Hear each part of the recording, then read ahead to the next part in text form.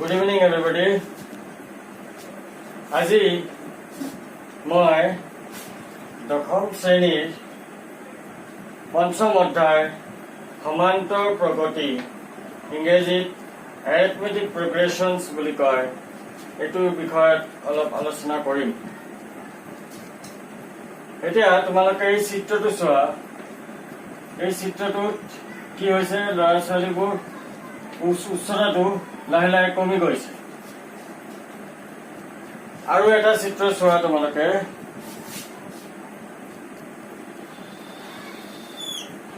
আমি যিটো ষ্টেয়াৰ্ছ বুলি কওঁ, চিৰি বা খটখটি, এনেকুৱাকে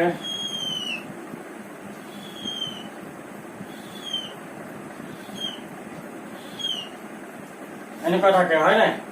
এইটো ক্ষেত্ৰত কি হৈছে, ইয়াৰ দৈৰ্ঘ্যটো যদি 30 সেণ্টিমিটাৰ হয়, এইটো গৈ পেলাই 28 হৈ গ'ল, এইটো হৈ গ'ল 26, এইটো হৈ গ'ল 24, এনেকুৱাকে কমি কমি গৈ আছে। এইটো কিমান হ'ব তেতিয়া? 22, এইটো কিমান হ'ব? এইটো 20 সেণ্টিমিটাৰ। তাৰমানে লাহে লাহে এইটো কমি গৈ আছে, কিন্তু সমানে কমি গৈ আছে। ইয়াৰ মাজত দুটাৰ মাজত এটা পাৰ্থক্য আছে। এই সমান কি পাৰ্থক্যটো কি? 2 কমি গৈ আছে, 2 সেণ্টিমিটাৰকে কমি গৈ আছে। এতিয়া এই ধৰণে মই যদি কেইটামান সংখ্যা লিখো, প্ৰগতি লিখো, ধৰা 1 নম্বৰ লিখিছো 1, 3, 5, 7, ইয়াৰ পাছত দুটা কি হ'ব তোমালোকে নিজে ক'ব পাৰিবা। 1ৰ লগত 1ৰ পাছত কি আহিলে? 3, তাৰমানে 1, 2, 3, 3 পাছত 4, 5, 6, 7, 8, 9, 10, 11, এই ধৰণে বাঢ়ি গৈ থাকে। তাৰমানে আমি যদি প্ৰথম তিনিটা যদি গম পাই যাওঁ, বাকী কেইটা আমি ক'ব পাৰিম। 2 নম্বৰ আৰু এটা উদাহৰণ দি আছো। ধৰা 102,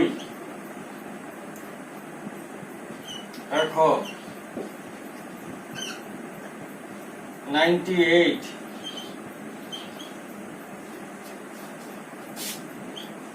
96, এই ধৰণে নেক্সটটো কি হ'ব? নেক্সটটো আমি লিখিব পাৰিম 94। তাৰমানে ইয়াত কি হৈছে, ইয়াত বাঢ়ি গৈছিলে, ইয়াত সমানে কমি গৈ আছে। এই ধৰণে যদি থাকে, ইয়াক আমি কি বুলি কম? এই ধৰণৰ প্ৰগতিত আমি সমান্তৰ, সমান অন্তৰ, অন্তৰটো মাজৰ অন্তৰটো সমান, সমান্তৰ প্ৰগতি বুলি কম। কিন্তু এতিয়া যদি মই আৰু এটা লিখো, ধৰা 1, 3, 4, 7, এতিয়া নেক্সটটো ক'বলৈ হলে আমাৰ অসুবিধা হ'ব। কি কাৰণে? ইয়াৰ পৰা কি হ'ল, 3 লৈ গ'ল, তাৰমানে 1ৰ পৰা 2, 3, 1 বাদ দি, কিন্তু ইয়াৰ 3ৰ পৰা কি আহিলে? 4, তাৰমানে 1 বাদ দি ডাইৰেক্ট আহি গ'ল। আকৌ 4, 5, 6, 7 লৈ গৈছে, মানে 2টা পাৰ কৰি তাৰপিছতে পাইছো। সেইকাৰণে ইয়াৰ সংখ্যাটো কি হ'ব সেইটো আমি ক'ব নোৱাৰো। এইকেইটা আমাৰ হাতত নাই। সেইকাৰণে এনেকুৱা ধৰণৰ হলে ই সমান্তৰ প্ৰগতিত নাই।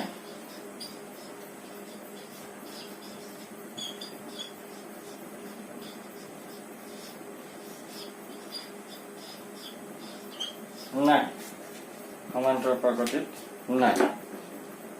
এতিয়া তেনেহলে আমাৰ ইয়াত দুটা শব্দ আছে, সমান্তৰ প্ৰগতি, দুটা শব্দ। প্ৰথম হল, এইটো হল আমাৰ প্ৰথম পদ, এইটোক আমি দ্বিতীয় পদ বুলি কওঁ, এইটোক আমি তৃতীয় পদ, এইটোক চতুৰ্থ পদ, এনেকুৱাকে ক'ব পাৰো। তেনেহলে মই আকৌ এবাৰ লিখিম,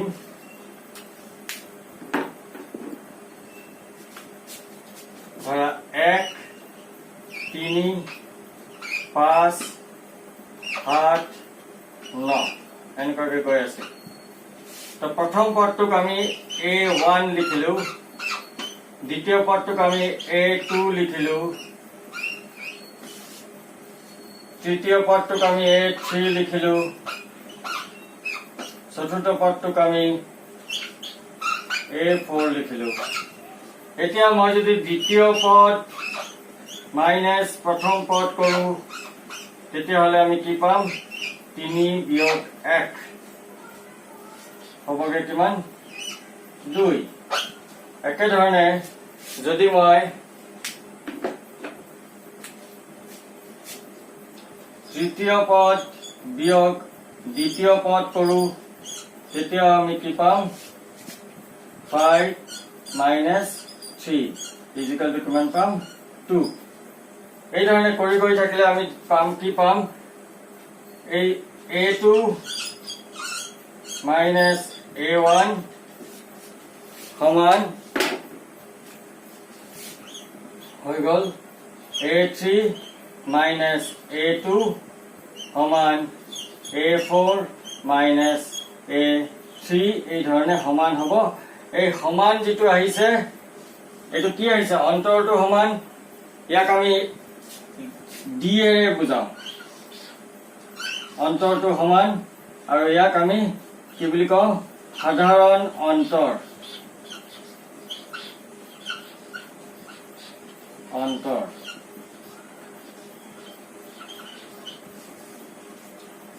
ইংৰাজীত আমি ইয়াক কমন ডিফাৰেন্স বুলি কওঁ।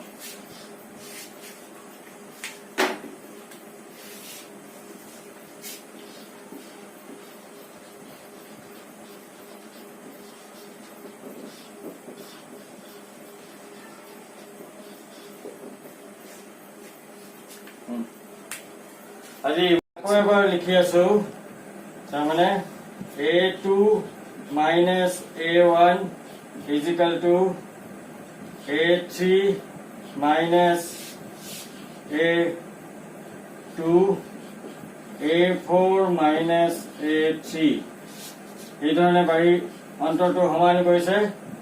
ইয়াক আমি কি লিখো? ডি এৰে বুজাও আৰু ডি টো কি বুলি কয়? সাধাৰণ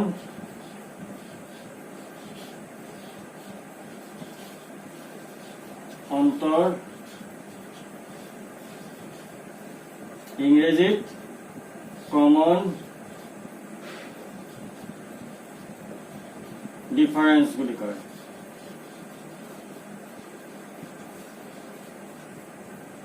কমন ডিফাৰেন্স বুলি কয়। এতিয়া মই কি লিখিম? কি লিখিছিলো আগতে আমি সেইটো আকৌ লিখি আছো। 1 3 5 7 9 ইয়াক মই 1 to 1 লিখিলো। 1 to 1 লিখিলো। 3 টোক মই 1 যোগ 2 লিখিলো। 5 টোক মই 1 যোগ 4 লিখিলো। 7 টোক মই 1 যোগ 6 লিখিলো। 9 টোক মই 1 যোগ 8 লিখিলো। আকৌ লিখিম 1 টো একে লিখিলো। ইয়াক মই 1 পূৰণ 2 লিখিলো। 1 পূৰণ 2 ইয়াক 1 লিখিলো। 4 টোক আমি 2 পূৰণ 2 1 টো একে লিখিলো। 6 টোক মই 3 পূৰণ 2 এটোক আমি 1 যোগ 4 পূৰণ 2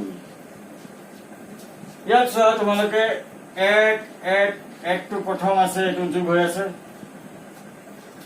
তাৰপিছত চোৱা 1 ৰ লগত প্ৰথমটোত নাই 2, দ্বিতীয়টোত 1 ৰ লগত 2 পূৰণ হৈ আছে, 2 ৰ লগত 2 পূৰণ হৈ আছে, 3 ৰ লগত 2 পূৰণ হৈ আছে, 4 ৰ লগত 2 পূৰণ হৈ আছে। তাৰ মানে তোমালোকে চোৱা প্ৰথমতে আছিলে 1 চবতে আছিলে 1 যোগ। ইয়াৰ পাছত কি হইলে? এই 2টো সবতে আছে যেটোক আমি কৈছিলো সাধাৰণ অন্তৰ পাইছিলো। তেনেহলে ইয়াক আমি কেনেকে লিখিব পাৰি এটা প্ৰগতি তেতিয়া গৈ আছে কেনেকৈ গৈ আছে ইয়াক আমি যদি প্ৰথম পদটো a বুলি লিখো দ্বিতীয় পদটোত এইটো a প্লাছ 1 ইনটু d ইয়াক আমি লিখিলো a plus 2 into d a plus 3 into d ইয়াক লিখিলো a প্লাছ 4 ইনটু d এই ধৰণে বাঢ়ি গৈ থাকে এইটো হল প্ৰামাণিক ৰূপটো তো ইয়াত এটোক আমি কি বুলি কওঁ প্ৰথম পদ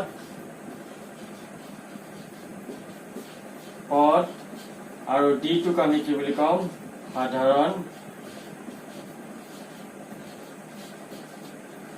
অন্তৰ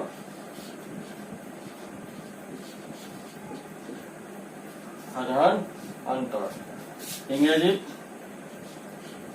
ফাৰ্ষ্ট টাৰ্ম আৰু ইয়াক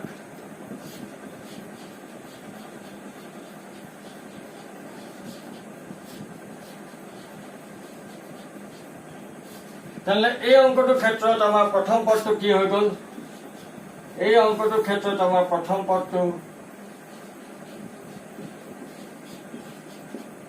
হৈ গল 1 a ইকুয়াল টু 1 আৰু সাধাৰণ অন্তৰ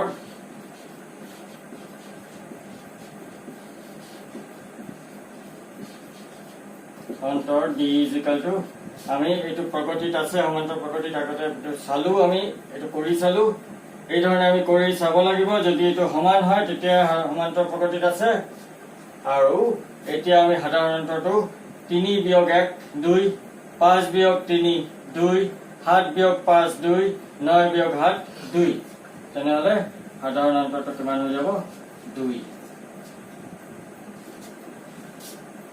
এই ধৰণে আমি উলিয়াব পাৰি আজি মই ইমানে কৰালো থ্যাংক ইউ এভৰিবডি